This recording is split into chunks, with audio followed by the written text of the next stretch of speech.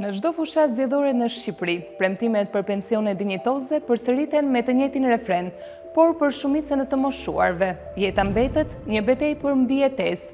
Në nëntor të vitit 2024, kryeministri Edi Rama u zotua se nuk do të ketë më pensione në 150 euro, duke premtuar një reformë të re të skemës së pensioneve me ndihmën e Bankës Botërore.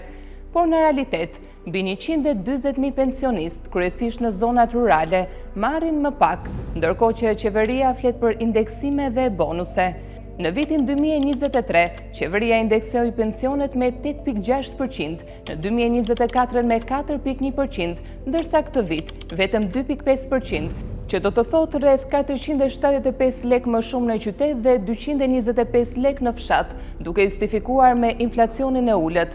Por të dhënat e Instat tregojnë se inflacioni mesatar për ushqime dhe pije në periudhën tetor 2024-gush 2025 ishte 2.76%, që do të thotë se rritja e pensioneve është në kufirin minimal të kompensimit, pra pa ndikim real në fuqinë blerëse.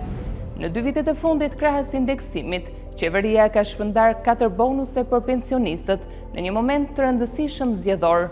Në shtator 2024, indeksimi në masën 4.1%, në dhjetor 2024, bonusi i fundvitit nga 10.000 deri në 15.000 lek sipas kategorive.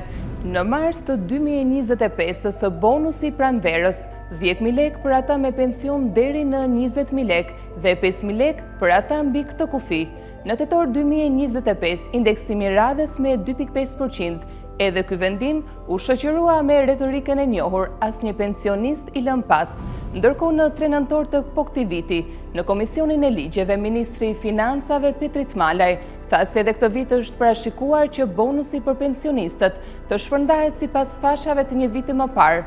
Kush ka pension deri në 20.000 lek, do të marrë 15.000 lek, dhe kush ka pension mbi 20.000 lek, do të marrë bonusin e fundvitit të 10.000 lek. Një ditë më pas, kryeministri Edi Rama premton që nga janari vitit 2026, pensionet do të rriten çdo muaj për mbi indeksim, derisa të përmbushet premtimi për pension mesatar 400 euro brenda 2030-s.